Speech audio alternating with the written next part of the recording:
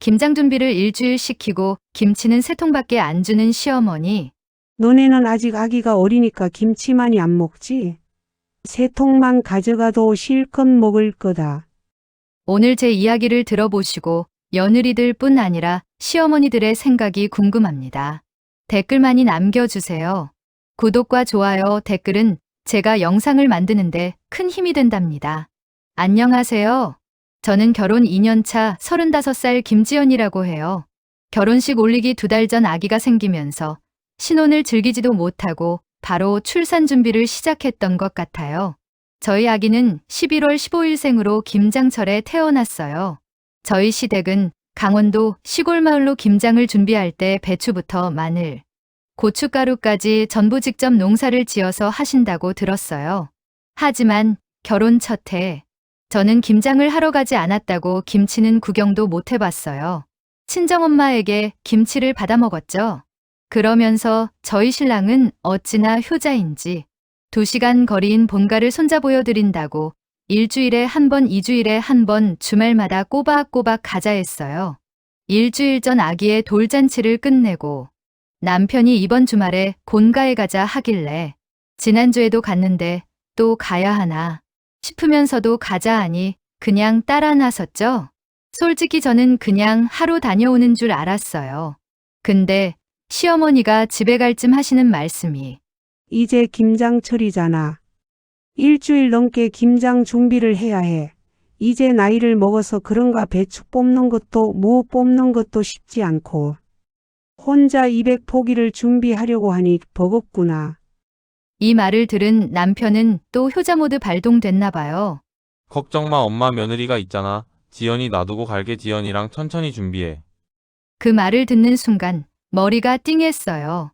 나와는 상의도 하지 않고 이제 갓 돌진한 아이를 데리고 시골에 남편도 없이 일주일을 있으라고? 기저귀를 좀 넉넉히 가져오긴 했지만 일주일을 버티기엔 무리였고 내복도 여유롭게 2-3벌 입기는 했지만 일주일을 버티기는 무리였어요. 그래서 남편한테 말했죠. 여보, 나 준비도 안 돼 있고 아기 옷도 없는데. 근데 남편이요. 근처 마트 있잖아. 거기서 사면 되지. 옷은 빨아 입히면 되잖아. 그 말만 하고선 짐을 돌려 씻더니 일주일 있다가 수육해 먹을 고기 사서 올게. 힘든 일 있거나 필요한 거 있으면 누나한테 전화해. 차로 20분 거리에 사는 막내 신우에게 부탁하라는 말만 남겨두고 그렇게 정말 아무렇지도 않게 저랑 아기를 두고 떠나버렸어요. 순간 눈물이 핑 돌더라고요. 남편 차가 시야에서 사라지는 걸 멍하니 바라봤어요. 산길 끝까지 이어지는 차 소리가 끊기자 세상에 저랑 아기만 남은 것 같았어요. 돌진한 아이는 낯선 시골 공기 때문인지 계속 칭얼대고 집 안에서는 시어머니가 아기부터 재워라, 일은 내일 해도 돼 하시길래 그렇게 힘든 일은 아니구나 생각했어요. 남편이 없는 시대. 너무 어색하기도 하고 남편에게 섭섭하기도 하고 낯설고 불편하고 첫날은 너무 서러웠어요. 다음 날 새벽 밖에서 들려오는 소리에 눈이 번쩍 뜨였어요. 시어머니는 벌써 마당에 나와 계셨어요. 지연아, 일어나야지. 배추 뽑으러 가자. 동이 트기 시작한 시간. 찬 공기가 뺨을 베듯 스쳤어요. 돌진한 아이를 등에 업고 마당에 나갔더니 가로등 불빛 아래로 시어머니의 숨소리가 하얗게 피어오르고 있었어요. 민석이는 등에 업고 와. 금방 끝나. 그 말에 어쩔 수 없이 아이를 업고 따라 나섰어요. 배추밭은 집 바로 앞이었는데 강원도는 확실히 춥더라고요. 발 밑에서 흙이 얼어 뚝뚝 부서졌어요. 손끝은 금세 얼어붙고 배추를 잡아당길 때마다 손가락이 너무 아팠어요. 그렇게 말고 뿌리째 뽑아야지. 시어머니가 뒤에서 말하시는데 순간 얼굴이 화끈했어요. 태어나서 처음 해보는 김장 준비였거든요. 이게 뭐라고 이렇게 힘들까? 배추를 한 포기 뽑을 때마다 눈물이 같이 떨어질 것 같았어요. 오전 내내 배추를 뽑고 나니 팔이 덜덜 떨리고 등에 업힌 아이도 힘들어했어요. 민석이는 왜 칭얼대니? 엎혀 있으면 지도 따뜻해서 좋을 텐데. 시어머니의 그 말이 괜히 제 가슴을 콕 찔렀어요. 집에 돌아오니 시어머니는 된장국에 김치에 밥을 먹자 하시더라고요. 남편이 있을 때는 계란 후라이나 생선이라도 한 마리 구워주셨지만 남편이 없다고 정말 볼품없는 밥상이었어요. 밥을 먹고 설거지를 했더니 또 무를 뽑으러 가자고 하시더라고요. 그렇게 무까지 뽑았어요. 시댁마당의 물은 산에서 내려오는 찬물이었어요. 무를 씻으라고 하시더군요. 한참을 손으로 헹구다 보니 손이 얼얼해지고 손끝이 하얗게 변했어요. 그때 문득 생각났어요. 서울에 있는 남편은 지금 따뜻한 사무실에 앉아 있을까? 점심엔 커피 한 잔 하겠지. 그런 생각이 머릿속을 스쳐 지나가는데 갑자기 눈물이 핑 돌더라고요. 다음 날 아침, 시어머니는 새벽부터 부엌 불을 지피고 계셨어요. 오늘은 마늘 까야 돼. 무말랭이용 무도 썰어야 하고. 왜 해가 뜨지도 않았을 때 일을 시작하시는지 이해가 되지 않았어요. 아직도 손끝은 얼얼했어요. 전날 찬물에 무 씻다가 손등이 텄더라고요. 그런데 시어머니는 그런 거 전혀 상관하지 않으셨어요. 아기 재워놓고 나와. 오늘 해야 할 게 많아. 그래서 아이를 방에 재워놓고 부엌으로 나갔어요. 마당에는 이미 까던 마늘이 한가득 쌓여 있었어요. 껍질을 까기 시작했는데 시어머니는 내가 지난주부터 마늘을 시간 날 때마다 깠어. 너는 이것만 까면 돼. 마늘을 처음 까보는데 물에 불리면 잘 까진다고 물에 분 마늘을 맨손으로 까기 시작했는데 손이 너무 시렸고 마늘의 즙이 손가락에 닿으니 2시간쯤 깐 뒤는 손이 너무 아프더라고요. 마늘 냄새가 코를 찌르고 손끝이 화끈거렸는데 한참을 까다 보니 손톱 밑까지 화끈거림이 이어져 너무 힘들었어요. 그거 좀 빨리 해야겠다. 점심 전에 끝내야 무도 썰지. 시어머니의 그 한마디에 내라는 대답이 겨우 나왔어요. 속으로는 점심 전엔 절대 못 끝내겠는데 싶었지만요. 돌된 우리 아기는 시댁을 돌아다니며 치워지지 않은 곳을 저지레하며 돌아다녔고 마늘도 손으로 만지고 고추도 손으로 만지면서 눈을 비벼 눈이 따갑다고 울고 정말 집에 가고 싶었어요. 시어머니는 그것도 귀엽다고 그냥 두시더라고요. 겨우 마늘 한 자루를 다 까니 이번엔 무더미가 기다리고 있었어요. 이건 무말랭이용이야. 이 정도 두께로 썰어야 해. 시어머니가 시범을 보여주신 후 제가 칼을 잡았는데 손이 아파서 힘이 제대로 안 들어갔어요. 아이를 낳고 손목이 좋지 않았는데 날이 추워지니 시큰거렸고 오랫동안 손목을 움직이다 보니 무리가 온 것 같더라고요. 그래도 꾹 참고 썰었어요. 무는 차갑고 미끄러워서 한 번만 삐끗해도 손이 베일 것 같았어요. 칼이 닿을 때마다 탁탁탁 소리가 마당에 울렸어요. 그 소리 사이로 시어머니의 목소리가 들렸어요. 지연아, 얼른 썰어. 건조기에 말리려면 빨리 해야 해. 그 말을 듣는 순간 몸보다 마음이 더 무너졌어요. 오늘 하루가 이렇게 긴데 내일은 또 얼마나 길까? 손에 물집이 잡히고 등은 굽고 무 썰던 칼이 점점 무겁게 느껴졌어요. 그런데 신기하게도 그때부터는 아무 감정도 들지 않았어요. 그냥 기계처럼 무를 썰고 또 썰고 그게 끝이 아니란 걸 알면서도 그냥 계속 썰었어요. 다음 날 아침 몸이 천근만근이었어요. 손은 갈라지고 어깨는 굳었는데 시어머니는 아침밥 먹자마자 또 말씀하셨어요. 오늘은 깨도 털어야 하고 콩도 털어야 해. 그 말을 듣는 순간 멘붕이 오더라고요. 저는 시골 일을 한 번도 해본 적이 없어서 깨를 털고 콩을 턴다는 건 교과서에서만 봤었거든요. 근데 시어머니는 아주 당연하다는 듯 말씀하셨어요. 콩을 털어야 메주도 쓰지. 그래야 된장, 간장 다 담그지 않겠니? 저는 순간 할 말을 잃었어요. 손끝이 아직도 시큰거리고 밤새 아기 때문에 3번이나 깼는데 이젠 깨를 털라니. 지연아, 깨 자루 저기 있지? 그거 마당에 널어서 두드려. 콩은 아직 덜 말랐으니까 볕 좋은 데서 털어. 시어머니는 한번 보여주시고 저에게 일을 넘기고 또 다른 일을 하셨죠. 저는 조용히 고무장갑을 꼈어요. 꼭 일꾼 하나 왔다고 시골에 있는 모든 일을 끝내버리겠다는 시어머니의 의지가 보인달까? 정말 쉬지 않고 일을 시켰어요.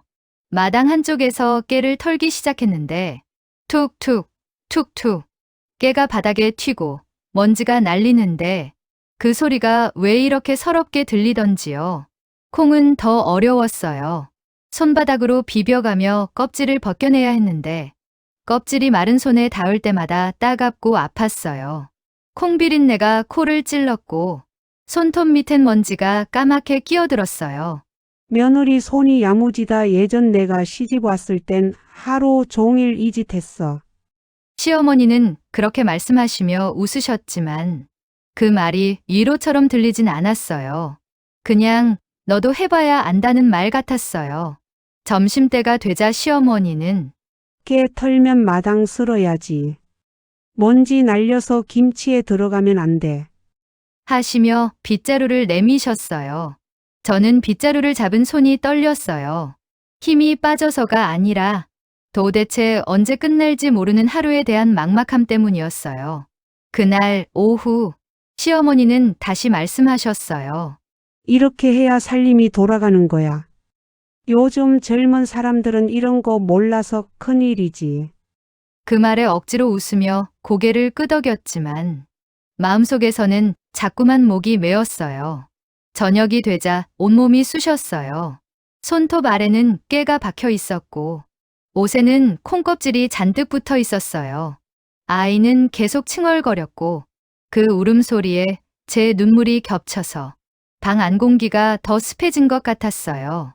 그날 밤 시어머니는 마루에 앉아 콩을 한 줌 집으며 말하셨어요. 이거 말려서 매주 쓰면 된장 맛이 달라져. 지연아, 내일은 장독대 청소 좀 하자. 그 말을 듣는 순간 저는 정말 숨이 막혔어요. 하루가 끝나지도 않았는데 다음 날 걱정이 이미 시작됐으니까요. 드디어 김장하는 날이 됐어요. 전날 절여둔 200포기의 배추가 마당 가득 있었고 커다란 고무대 아이 고춧가루 양념이 한쪽에서 버무려지고 있었어요. 손끝은 이미 갈라져 있었지만 이제 오늘만 지나면 된다는 생각 하나로 버텼어요. 그때였어요. 마당 입구 쪽에서 웃음소리가 들리더라고요. 엄마, 저희 왔어요. 시누이 셋이 한꺼번에 들어왔어요. 시누들은 다 멀지 않은 곳에 살고 있었어요. 큰 시누는 차로 40분 거리, 둘째는 30분, 막내는 바로 옆 동네였어요. 그런데 일주일 내내 김장 준비를 하던 동안 시어머니는 단 한 번도 그 딸들을 부르지 않으셨어요. 애들이 바쁘잖아. 회사 다니고 애 키우고 정신 없지. 그게 시어머니의 단골 말씀이었죠. 심지어 막내 신우는 저보다 한 달 일찍 아이를 낳아서 저희 아이보다 큰 아이를 키우고 있었어요. 근데 며느리는 돌 지난 아기 업고 있는 사람이잖아요. 그 생각이 머릿속을 스쳐가는데 왠지 모르게 가슴이 꽉 막히더라고요. 시누이들은 다들 손톱에 젤네일이 반짝였어요. 시누들은 신이 나서 엄마 이거 사진 찍어야지. 엄마 올해 김장 기념으로 인스타 올려야지. 그 말에 시어머니는 또 웃으시더라고요. 그래 니들이 와줘서 든든하다. 저는 마당 한가운데에서 배추를 뒤집고 있었어요. 손에 양념이 잔뜩 묻어 있었고 등은 이미 굽어 있었어요.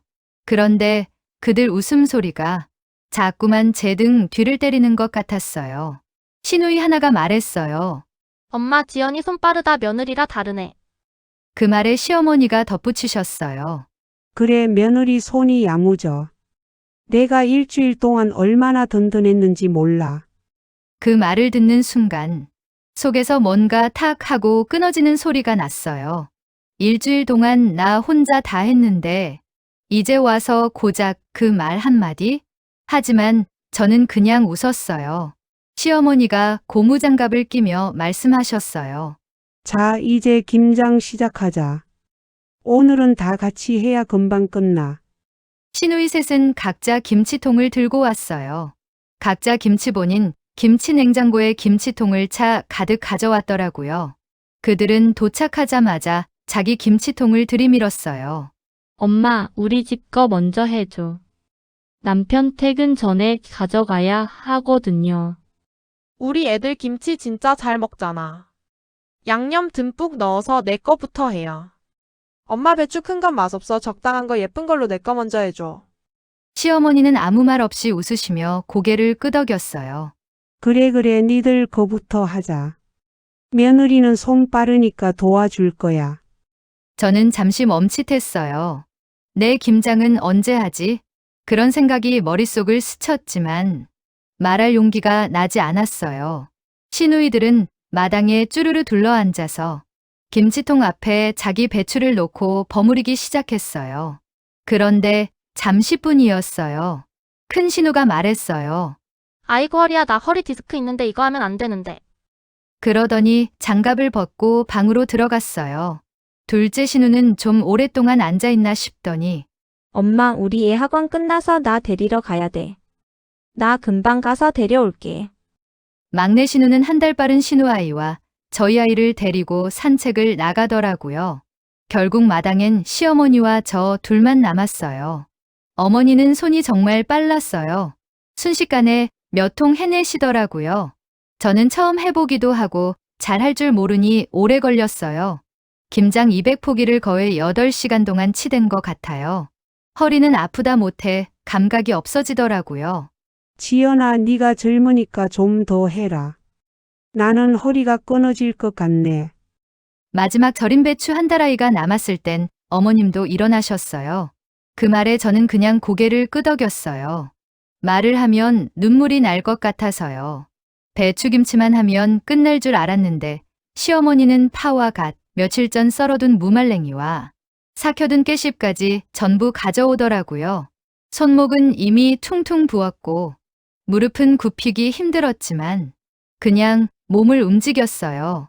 배추 한 포기, 또 한 포기, 200포기의 무게가 고스란히 제 어깨 위에 얹힌 것 같았어요. 시간이 얼마나 흘렀을까? 해가 기울 무렵 김치통들이 가득 채워졌어요. 저는 그제야 숨을 고르며 손을 풀었어요. 그때 남편이 도착했어요. 한 손엔 수육 봉지, 한 손엔 막걸리 한 봉지. 여보 고생 많았지? 고기 사왔어. 그 말이 순간 위로처럼 들렸어요. 정말 잠깐 마음이 풀릴 뻔했죠. 그런데 시누이들이 언제 그랬냐는 듯 방에서 다시 나왔어요. 고기 삶을까? 엄마, 내가 삶을게. 신우들은 주방에 옹기종기 모여서 수육을 삶기 시작했어요. 저는 계속 김치를 하고 있었죠. 정말 끝이 나질 않더라고요. 방 안에서는 웃음소리가 퍼졌어요. 엄마 김치랑 수육 진짜 잘 어울린다. 이 맛에 김장하지. 수육 너무 잘 삶았다. 막걸리도 가져와. 저는 김치통을 닫다가 손등에 묻은 고춧가루를 보고 멍하니 섰어요. 나는 왜 이 자리에 있지? 남편이 수고했다며 수육 한 조각과 김치 한 조각을 가져왔는데 먹지 않았어요. 나중에 먹을게. 지금 먹었다가는 정말 체할 것 같더라고요. 남편은 맛있는데 알았어. 하면서 다시 신우들 곁으로 가더라고요. 저는 이 집 식구가 아닌가 하는 생각이 들었어요. 해가 질 쯤 강원도의 공기는 뼛속까지 스며들 만큼 차가웠어요. 그런데 시어머니가 말씀하셨어요. 지연아, 고춧가루가 마르기 전에 정리해야 돼. 마당에서 설거지 좀 해라. 찬물에 손을 담그자 손끝이 그대로 얼어붙는 것 같았어요. 물속에서 김치 찌꺼기를 건지며 입술을 꼭 깨물었어요. 눈물 한 방울이 고무장갑 안으로 떨어졌어요. 방 안에서는 여전히 웃음소리가 이어졌어요. 막걸리 잔 부딪히는 소리, 고기 삭는 냄새. 그 사이에서 남편의 웃음소리가 제일 크게 들렸어요. 정리 다 하고 들어가니 시어머니가 김치통을 나눠주시더라고요. 지연아, 니는 3통 가져가라. 애기 어리니까 김치만이 필요 없잖아. 딸들은 10통씩 챙겨야지. 이모들 것도 차에 좀 실어줘라. 그 말을 듣는데 가슴이 쿵 내려앉았어요. 일주일 넘게 일했는데 겨우 3통.